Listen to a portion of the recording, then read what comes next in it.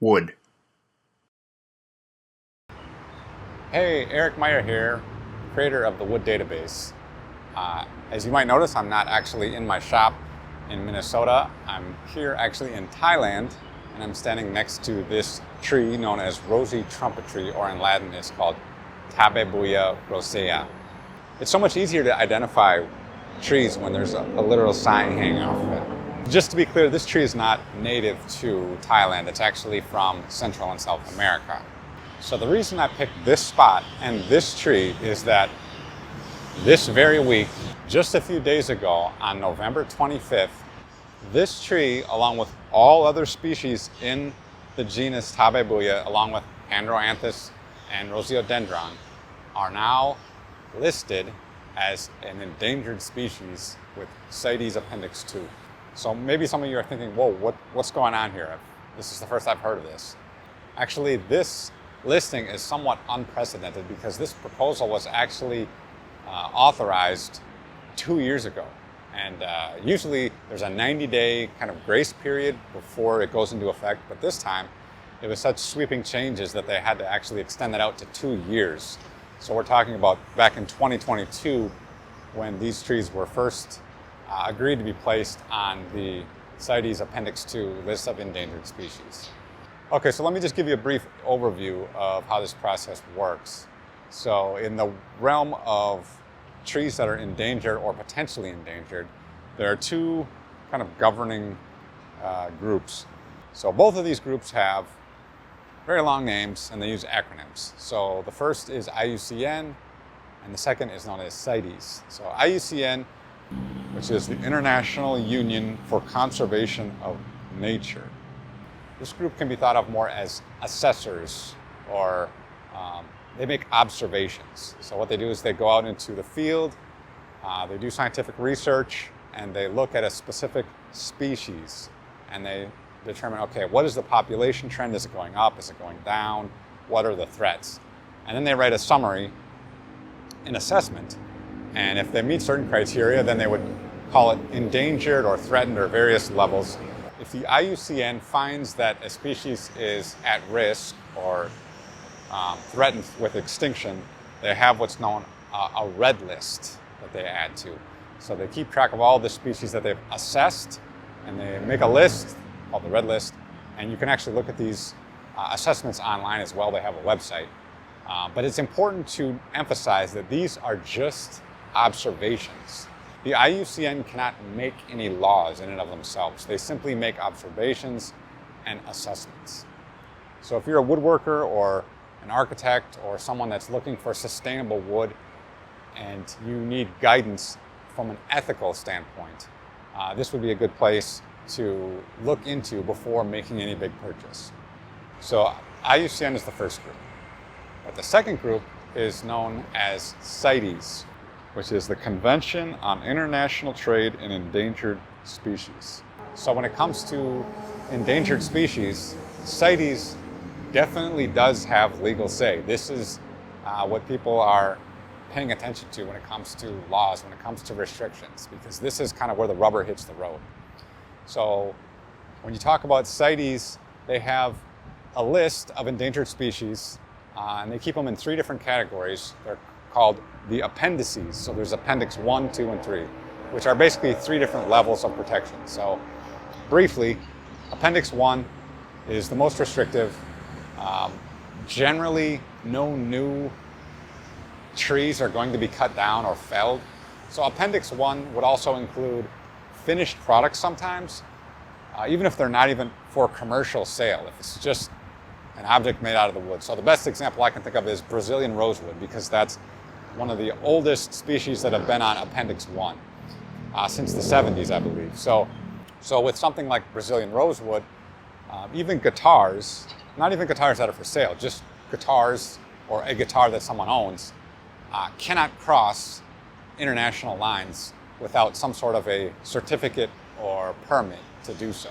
The key word there, though, is international. So I just want to be clear, CITES and what's happening recently does not have any impact on you in your shop in America or Canada or wherever you happen to be.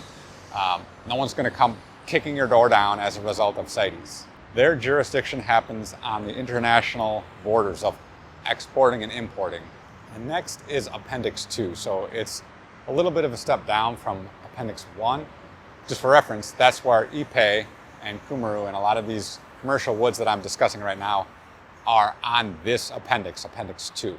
So on Appendix 2, it doesn't necessarily rule out commercial trade altogether like Appendix 1 would. There's still kind of allowances for commercial trade to happen, for harvesting to still happen.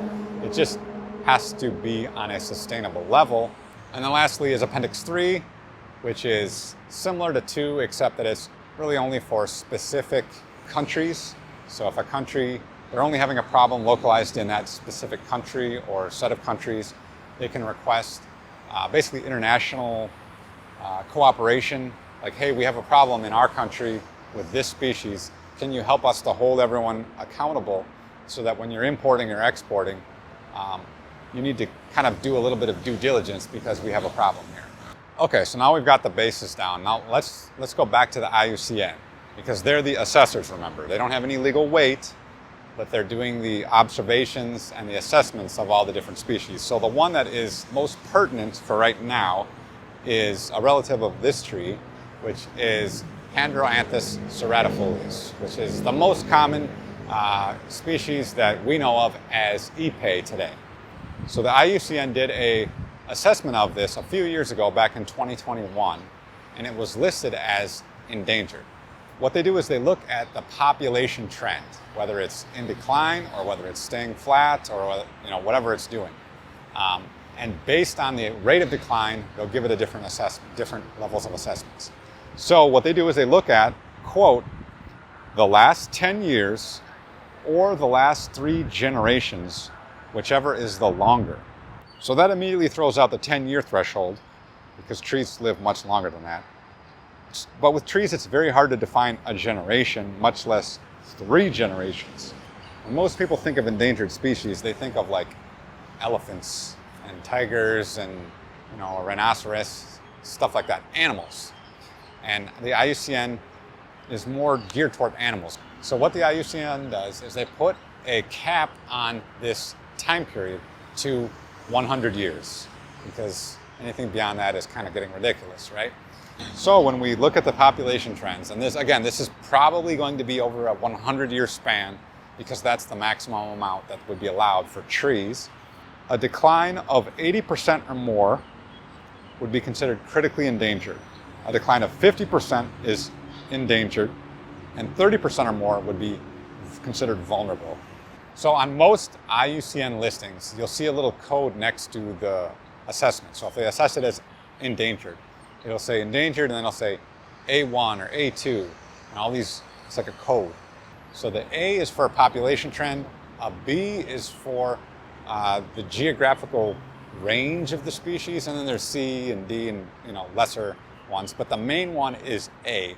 And ideally you'd want to see an A1 or an A2, which means that they're basing it on past trends, and they're saying that based on past factual trends, we've seen a decline up to the present time of the 50 or 80 or whatever the threshold is, and then they can chart out, okay, so we can see the trajectory and it will end up being endangered in this amount of time. That's A1 and A2. But if you notice on the IUCN page for Ipe, it's A3 and A4. So the 3 and the 4 indicate they're not using past data. They're using future projections. Now, mind you, this is projections 100 years into the future. Okay, so let's look at the document, the actual document in question. I want to read from the IUCN assessment. They assess it as endangered, and they say, I'll skip over some parts, but they say Androanthus ceratofolius is a tree species that is widely distributed in South America.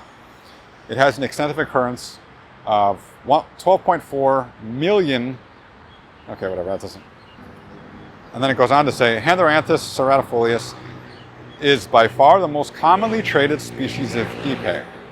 It is therefore considered to be threatened by international timber trade. Okay, so then skipping on a little bit, the crux of it comes right here. This is what I want to draw out. It says, threats to the species are continuing and may grow in the coming decades. Therefore, it is suspected that this species will experience a population decline of at least 50% over the next 100 years. The species is globally assessed as endangered, period. So why would the IUCN make these predictions like this when there doesn't seem to be a whole lot of supporting evidence given? Now, there could be some that we don't know about, and they're not forthcoming to show the actual data, but it seems like there's a lot of assumptions being made. So I think there's three possible explanations as to why this assessment was made for endangered, which carries a lot of weight because even though they're just the assessors, they rely on that assessment. The IUCN relies on these assessments to make their decisions as to what is or is not endangered on a legal basis.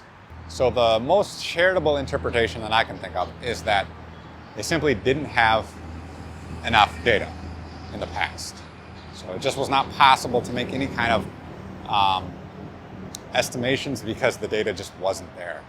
And so lacking the past data, they said, well, okay, we have to just go on future estimates. And so they shifted from past to future, and they made their honest projection, and they determined that Ipe was indeed endangered. So the second explanation, maybe somewhat less charitable, is that they didn't have adequate long-term data, but they had maybe what I would call medium-term or short-term data in the past, and there was a sharp increase, maybe let's say in the last 10 or 15 years, in demand. And so in absence of that full data, which they couldn't rely on to make a past prediction, they used that shorter-term data, which showed a quick spike in demand for Ipe, and they used estimates, and when they based it on that short-term data and extrapolated it out 100 years, then it definitely did look like it would be endangered in the next 100 years. And the third explanation that I can come up with, and definitely the least charitable of the three, is that they had the data, that they had the past term data, and that it was not sufficient, that it was not compelling enough to warrant any kind of listing as being endangered. And so instead of using the past data, they specifically, some might say, and I'm trying to be as objective as possible, because I don't know, I'm just trying to give all the facts and opinions that people have, is that they would cherry pick the data to make it look like, basically to squeeze the curve so that it looks as endangered as possible, and then extrapolating that out 100 years into the future, it looks very urgent. But okay, we'll give them the benefit of the doubt.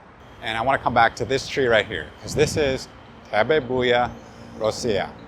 And if I were to cut this tree down, I'm not going to because this is a public park, if I were to cut this tree down and use its wood expecting an Ipe-like wood, I would be very disappointed, because the density of this tree, or this wood on average, is about 39 pounds per cubic foot. Ipe is close to double that, at 60 to 70 pounds per cubic foot. So why bundle them all together? Well, here's the thing with the CITES, is that they have a little bit of a loophole in that if one species qualifies as an endangered species and it can't be easily distinguished from another species, then there's kind of a loophole where you can just list them all together, because there's no practical way that you can tell the two apart. So let's just throw them all in, and we'll just blanket cover the whole genus, or multiple genera in this case. So this leads to what I would call an imbalance. So I have some statistics here because I feel like they're relevant, and watching the CITES deliberations on whether or not to list these woods as endangered was very interesting. And if there's one thing that I took away, it would be a lack of balance. I think, in my opinion, I would say that there was a lack of balance and just a lack of perspective on different countries and the impacts that this will have. So for instance, one of the key opponents to IPE's inclusion into the CITES Appendix 2 was Brazil. A lot of flooring dealers will even call IPE Brazilian walnut, and they'll call Cumaru Brazilian teak. So a lot of it is in Brazil. I found it very interesting that every country has one equal vote. So you have Panama and then Brazil, and they're talking to each other as if they're equals. Now again, I don't want to diminish anyone's importance, but if you're representing an entire nation or an entire industry, I think it can help to put things into perspective. I did a quick comparison between Brazil and Panama, just as a reference, right? Brazil's economy is $2 trillion. Panama's is $84 billion, which means that Brazil is 24 times larger economy. Brazil's population is 216 million versus Panama's 4.5 million. That's 48 times larger population. And then to top it all off, because we're talking about trees, the geographic area of each of these countries, Brazil is 8.5 million square kilometers versus Panama is 75,000 square kilometers, which is over 100 times larger. So you can see how the impact between two countries is vastly different, right? So if Panama has one vote and Brazil has one vote, but Brazil is 100 times larger, you can see how it's easy to kind of mischaracterize the data. Okay, so we've talked about IPE. There's one other one that's recently been added as of this week, and that's Cumaru. And they look very similar. The two woods look almost the same. I usually can't even tell the difference myself. So, yeah. Now, if you thought that IPE's listing might have been a little bit suspect or, a little heavy-handed, I think that Kumaru's is even more so. I have paper here because I wanted to look at the exact wording that they say. So this is from the IUCN, which is, again, one of the primary sources, leads decision-making at CITES as to whether or not a species is included in the endangered species list. And they say, quote, only 8 Dipteryx species, and again, Dipteryx is the species where we get Kumaru from. Only 8 species have been globally assessed against IUCN Red List categories and criteria. Okay, so of those that have been assessed, 2 were considered vulnerable. And again, vulnerable, to put that in perspective, is not as high of a status as endangered or critically endangered. It's not to say there's not a problem, but it's just simply vulnerable. 1 was considered near threatened, and 2 were assessed as data deficient but in decline. And I want to draw attention to that one because that includes the Dipteryx odorata, which is the main species that is harvested for Kumaru. That's like the main one. So already you can see how it's not weighted properly, in my opinion. It continues, however, even among the 3 species considered globally least concern, 2 assessments, again, fairly obscure species, were data poor, and the 3rd species, nationally vulnerable. So again, this can sound concerning, but you have to look at it in a broader perspective, right? Because they were assessed as data deficient but in decline. That doesn't really give you a number. It could be declining by 1%, right? Which is way different than 50 or 80% that would require a listing as endangered. So it's just, there's so much fuzziness. There's no numbers, there's no comparisons, there's no percentages. It's just a very small portion is endangered or not even endangered. It's the worst is vulnerable, which would equate to, which is a 30% reduction, right? Vulnerable is 30% reduction over 100 years. So that would be the worst case scenario in, I would consider, a peripheral species, not even primary commercial species. So to put it in perspective, I think you have to consider the population size and also the country size and the severity of the decline. places like Panama or even Colombia, which is roughly 1/7 the size of Brazil, they might speak of a particular species being in decline locally, but not globally. So to kind of wrap this up, I want to highlight a comment that Brazil made during the proceedings, because Brazil is like the largest country in South America. It carries a lot of weight. A lot of these woods are coming from Brazil anyway. And their comment, I think, encapsulates best the imbalance. So, and this is, I quote, "In Brazil, allow me to say it again, the country is the biggest population of Dipteryx. The most recent studies and analysis carried out by renowned institutions like the Brazilian, did not find any current risk for the populations that are commercially exploited in the country." This, he goes on to say, "This is even more evident when we observe that the last update of our official list of Brazilian species of flora threatened with extinction, carried out in June of the current year," so this is 2022, the current year, back when this was passed, "did not include any species of this genus. Therefore, in our view, the approval of Proposal 48 would imply the loosening of the criteria for inclusion of species in the appendices of CITES, weakening the mechanisms for implementing the Convention's rules." And the last sentence, I think, is key, and I'm going to kind of wrap it up with this, is he says, "Consequently, it would also set a dangerous precedent for the Convention, harming all parties who put faith in undue and scientifically unfounded restrictions on their international trade." If you didn't see the proceedings, they're very stiff. And this language, the parties who put faith in undue and scientifically unfounded restrictions, is basically the equivalent of a gut punch, right? He threw down the gauntlet at this point. And yet it still passed. They still restricted it. In summary, it's kind of a confused, tangled mess, and it's very hard to separate individual Ipe species from one another, and also Kumaru species. So if there's one species in one country or one region that's endangered, or even at risk, whatever criteria they're trying to finesse into this definition, they can, through a loophole, include all the species in the entire genus because of the lookalike loophole, so that everything is included under that umbrella.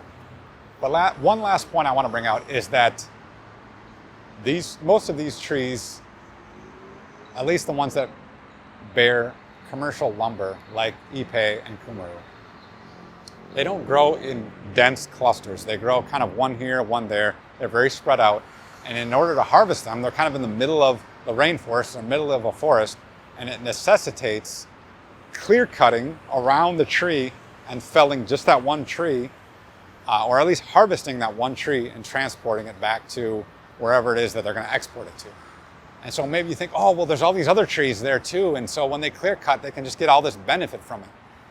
Well, they have to be able to sell those trees, they have to be able to sell that lumber, and when you factor in how expensive gas and transportation is, I would guess, I don't know the numbers, but I would guess they would probably not break even. They would probably lose money or make very little, so that it would not be financially worth it at all to even bother with the other trees because they're just not in demand. So do I think that there's problems? I think that there probably are problems. There's definitely illegal logging happening. But I think, in my opinion, and I think others share this opinion as well, is that this may not have been the best way to solve it. So lastly, on a practical sense, what does this mean going forward? If you're a woodworker, if you're somebody in the trade, what is this going to look like for you? Honestly, this is the first week. I don't know. I don't know what's going to happen exactly. I will say that it's Appendix 2 and just kind of how it was brought about. This is not the end. They're not just shutting everything down. There still will be allowances made for Ipe and Kumaru lumber to be harvested and exported. But there will be a lot more red tape. There will be a lot more kind of burden of proof that'll have to happen on a lot of different levels. Bottom line, the law of supply and demand, just by virtue of the fact that it's going to be that much harder to get this wood, supply will go down and demand should stay roughly the same. Thus, prices should go up. But beyond that, I don't see Ipe going anywhere. I don't see Kumaru just being completely unobtainable. So, hopefully that's helpful. If you have any other questions, make sure to visit www.wood-database.com.